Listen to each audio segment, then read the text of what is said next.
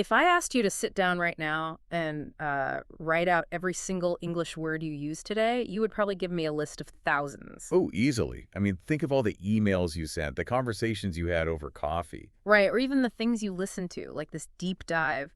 But the data shows something completely counterintuitive. It really does. By the time you finished your morning routine, you had likely just looped the exact same 100 words over and over again. It's kind of crazy to think about. And those specific 100 words, they make up a staggering 50% of everything we say in spoken English. Which just completely shatters how we, intuitively think about communication. I mean, we imagine language as this boundless ocean of vocabulary. Right.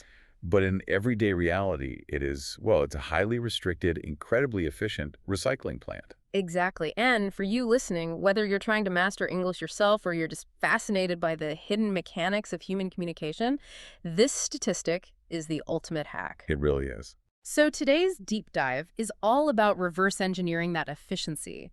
We're pulling insights from a really illuminating English with Lucy transcript and a linguistic guide called The Core 100, a foundation for English fluency. And the goal here isn't to just, read you a list of words. That would be incredibly boring. So boring. No, we want to demystify the acoustic blur of spoken English. We're going to explore the cognitive reasons why we rely on these specific words. Yeah, and look at how mastering their unique quirks drastically accelerates your listening comprehension and obviously your speaking confidence. It's about understanding the hidden architecture of the language, really. Right, because when people learn a language, they usually suffer from massive information overload. They try to memorize the dictionary. Oh, I've been there. Flashcards for days. Exactly. But focusing on the core 100 shifts the strategy entirely. You stop worrying about the thousands of words you don't know, and you focus intensely on the handful of tools that do the heaviest lifting. Okay, let's unpack this. And to do that, we need to look at how we anchor ourselves in reality. We need to look at nouns. The building blocks. Right. Now, you would expect the most common nouns in any language to be the tangible things we interact with constantly. You'd expect words like phone or coffee or car. Sure. Apple, table. Yeah, but looking at the data for the top 10 English nouns, there isn't a single physical, graspable object on the list. That is one of the most revealing aspects of this research, I think, because the top 10 nouns are actually words like man, day, people, time, woman, life. World, thing, year, and child. Exactly. They are almost entirely abstract concepts. It's wild. What's fascinating here is what this tells us about human cognition and, what we prioritize in communication. How do you mean? We don't urgently need a high-frequency word for apple because if you're hungry, you can just point at an apple. You could pantomime eating. Oh, right. But you cannot point to time. You can't gesture the concept of a year or the entirety of life. That makes total sense. We need abstract anchors to orient ourselves in reality and our social hierarchy. Exactly. So you can talk about existence with world and life. You can talk about community with people, man, woman, and child. And you locate yourself temporally with time, day, and year. Those concepts are basically the invisible grid we place over our lives to make sense of things. And the guide points out how foundational this is with some really simple conversational phrases, right? Yeah, it uses examples like, the world is a big place, go out and see it, or many people travel abroad for their holiday. Right. If you possess these specific nouns, you can establish the fundamental parameters of any situation, even if you don't know the specific vocabulary for all the little details. And if you really get stuck on the details, the data shows we rely on the ultimate linguistic skeleton key, which is the word thing. Oh, thing is brilliant. It's the 10th most common noun in spoken English because it functions as a universal placeholder. I remember I was traveling a few years ago and my brain completely blanked on the local word for a specific pastry I wanted to buy in a bakery. We've all been there. Yeah, and I just found myself pointing and saying the equivalent of that thing. And it works universally. We've both brought the same thing. It's an incredibly forgiving word that keeps the conversation moving when your vocabulary fails. It's like the duct tape of the English language. Duct tape. I love that.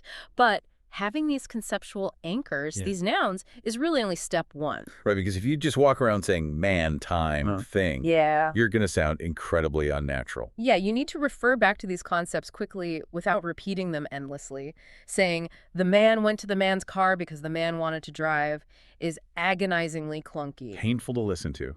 Which brings us to our pronouns. Right, the cast of characters, he, her, him, I, it, me, my, our, she, them, that, their, these, they, this, us, we, who, you, your. We all know what pronouns do. They're linguistic shortcuts for nouns we've already established. But the Core 100 Guide introduces a critical concept here that fundamentally changes how we understand spoken English. And this blew my mind. Yeah, it's the concept of strong versus weak pronunciation forms in natural speech. This completely shifted my perspective. Because when you read a pronoun on a page, him is always H-I-M. It looks distinct. Exactly. But in natural spoken English, a native speaker will almost never pronounce it that way unless they are specifically emphasizing the person. They won't say, can you take him to the station? No, they swallow the word to maintain the rhythm of the sentence. The H disappears entirely, becomes a weak form. Can you take him to the station? Or the word us, right? It rarely gets that hard U sound. Yeah, you wouldn't say, we always bring a few snacks with US. It becomes a soft, almost imperceptible point, snacks with the L's. But I have to challenge this from a learner's perspective, though. Go for it. If I'm advising someone who is learning English, shouldn't I tell them to just learn the correct, strong articulation? Doesn't introducing these swallowed, barely their weak forms just overcomplicate things? I mean, why not advise them to just speak clearly? It's a very logical pushback. It really is. Yeah. But it misidentifies the actual bottleneck in language learning. Learning these weak forms isn't primarily about improving how you speak. It is the master key to listening comprehension. Ah, okay. Let's look at that. English is a rhythm-driven language. Native speakers instinctively squash certain functional words down so that the more important meaning-carrying words, like the nouns and verbs, can land on the beat. So if a learner is only taught the strong forms, their brain is literally waiting to hear a hard H in him or a hard D in them. Exactly. And because that hard consonant never actually arrives in a fast-paced conversation, their brain just registers it as a missed word. And that is why spoken English often sounds like one long blended wall of noise to beginners. Yes, it's a huge issue. It's not necessarily that native speakers are speaking at warp speed, it's that they are heavily utilizing these weak forms. Wow. If you understand that these 20 core pronouns are constantly shape-shifting acoustically, you stop listening for textbook pronunciations and you start listening for the rhythm. That completely changes how someone should approach listening practice. You aren't listening for the word, you're listening for the acoustic reality of the sentence. Right. It explains so much about the frustration learners feel when they watch a movie without subtitles. It's a massive paradigm shift. Once you crack that acoustic code with pronouns, you have a much better grip on the flow. Okay, so we have our abstract anchors, the nouns. We have our rhythmic shortcuts, the pronouns.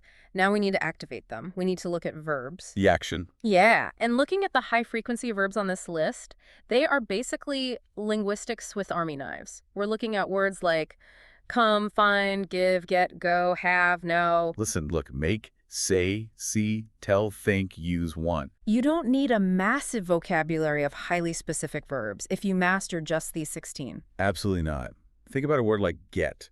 You can use it to mean receive, like I get a gift, or to mean understand I get it. Or to mean arrive, what time do we get there? Exactly. Or to mean become, like it's getting late. It's incredibly versatile. And have and make operate the exact same way. You can express possession, desire, movement, and sensory input all with this tiny toolkit. Yeah, I can't find the remote control. Or they want to take a cruise this year. These verbs are the engines driving the meaning forward. But an engine just provides raw forward momentum. To really navigate the nuance of human experience, you need to be able to alter the reality of that action. And here's where it gets really interesting. Yes. Our sources highlight a subcategory of verbs that don't provide the main action themselves, but they manipulate it. The auxiliary verbs or helper verbs. Words like be, can, could, do, shall, might, must, should, would, will. The modal verbs, yeah. If the main verbs are the engine, these auxiliaries are like camera lenses. You attach them to the main verb to completely change the focus, the depth of field, and the reality of the sentence. I love that lens analogy. If the baseline sentence is I eat, that's a statement of present reality. But if you swap different lenses onto it, it alters the entire timeline and mood. Right. I should eat implies obligation. I might eat implies a hypothetical future. I must eat implies urgency. You haven't changed the action, but you've entirely changed the human context of the action. And this is where we run into our old friend, the weak form pronunciation again. Oh, of course. Because these lenses, these helper verbs, are used so frequently to alter the main verbs, they are constantly subjected to the rhythmic squashing of spoken English. We see common pronunciation errors here all the time, where learners over-articulate them. Right. The Lucy transcript specifically breaks this down. You almost never hear the word can fully articulated unless someone is aggressively emphasizing ability. Exactly. Look at the phrase, "Can you lift the chair up so I can sweep under it?" The first "can" starts the sentence, so it might get a little bit of shape, but the second one, embedded in the sentence, almost disappears entirely. It becomes a quick, breathy sin, so I Yeah. can sweep under it. Yeah. Or the word "could." The Yeah. example they use is, "I could leave work early." We already dropped the L in "could," but in natural speech, the vowel gets totally flattened out too. It just becomes a quick passing sound before the important verb, which is leave. Knowing these verbs, and crucially, knowing how they physically sound in their weak forms, is the bridge between theoretically knowing grammar rules on a flashcard and actually surviving a real-time, dynamic conversation. It's the difference between textbook fluency and street fluency. All right, so we've mapped out the subjects, the shortcuts, the actions, and the lenses that modify those actions. We have a highly functional, but somewhat bare bones operating system. Sure. To start generating complex, native-sounding thoughts, we need descriptors and connectors. We need to look at adjectives, adverbs, conjunctions, and prepositions. These are the tools that take primitive sentences and weave them into sophisticated ideas. Let's start with adjectives, which describe our nouns. The core examples that made the top 100 are all, any, different, even, first, just, last, white, many more, new, one, some, two. What stands out there is how functional they are. We aren't seeing words like beautiful or happy. We are seeing words that establish quantity, sequence, and distinction. First, last, more, different. They allow us to categorize reality. I found it so interesting that numbers made it 1 and 2, and white is the only color on the list. Like, when I opened my eyes, I saw white walls. It really goes to show that identifying volume and contrast is more vital to basic communication than emotional nuance. It's highly pragmatic, and that pragmatic nature brings us to the adverbs. Adverbs modify verbs, adjectives, or other adverbs. And this is where the research drops a genuine realization for me. We are always taught in elementary school that adverbs end in "scally." We learn words like quickly, softly, loudly, beautifully. But if you look at the most common adverbs actually used in the English language, none of them end in late. Not a single one in the top tier. The real heavy lifters are. Also, here, how, no, not so, then, very when. Yeah. Why is that? Why doesn't our daily speech reflect the grammar rules we are drilled on? Because it reflects primal logic that severely predates modern grammatical conventions. Think about what early humans needed to communicate to survive. Long before we needed to describe someone running elegantly or speaking quietly, we needed to communicate immediate physical realities. Or location and time. Exactly. We needed to communicate location, like here, negation, like not or no, degree, like very or so, and time, then or when. He didn't know how to speak Italian. It is not snowing today. These words are so deeply embedded in how we process reality that we don't even register them as grammar. They just feel like the baseline logic of existence. They are the absolute bedrock. And once we have those pieces, we arrive at the mechanics of complex thought. The conjunctions. Yes. The guide notes that without them, communication would be incredibly stunted. They are the joints that connect multiple phrases. The core conjunctions are short but immensely powerful. And because, but, if, or than. If we connect this to the bigger picture, mastering these 6 words is the exact moment a learner transitions from speaking in disjointed, caveman-like phrases to formulating nuanced arguments. It's the intellectual leap. You go from saying, I am tired, I will sleep, to constructing causality and conditionality. I am tired because I worked late, but I will stay up if you need me. It's a phenomenal cognitive tool. The word "if" alone allows humans to discuss entirely fictional or hypothetical scenarios. It allows us to plan for the future.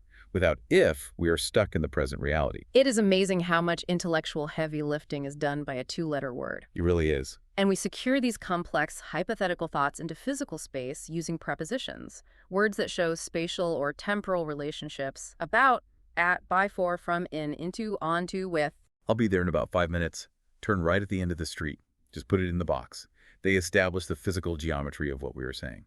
And finally, sweeping up the rear, we have the most ubiquitous words of all, the articles. There are literally only 3 in the entire language, and they all made the 100-word list. A, an, and the. With the, taking the crown is the single most common word in the English language, like, the new table looks wonderful.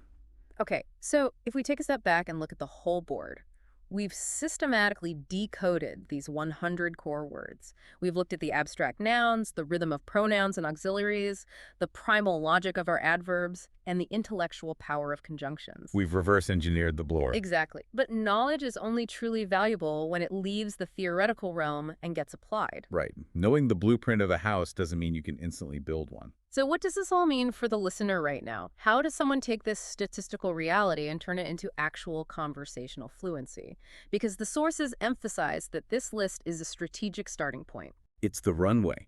The Core 100 Guide specifically provides tools to ensure you don't just recognize these words on a page, but that your ear catches them in the wild. Right, like they offer a comprehensive PDF guide that includes the phonetic transcriptions of all those tricky weak forms we discussed. Which is brilliant because you can look at the word him and actually see the transcription for the swallowed M. You can visually train your brain to expect the weak sound. And the guide goes into practical application too. It suggests interactive exercises to build long-term retention. Yeah, for example, creating a daily 15-minute study plan where you just focus entirely on these 100 words. You don't try to learn anything new, you just cement the foundation. I love that. 15 minutes is so achievable, and you can practice by setting up real-life scenarios, like doing a role-play dialogue with a friend where you practice ordering at a restaurant or navigating an airport while traveling, using only these core words to get your point across. Or even providing creative exercises to test your vocabulary, like trying to write social media comments using just the words on this list. It forces you to be resourceful. But arguably the most vital tool they suggest is engaging with full audio conversations using these exact words and contexts. That is the gold mine right there. Hearing exactly how native English speakers naturally wield these words in a back-and-forth dialogue. Because that is where you hear the rhythm. That is where you hear the can turn into now, where you hear the conjunctions gluing the clauses together seamlessly. Because language fluency is a two-way street. It is reacting in real time.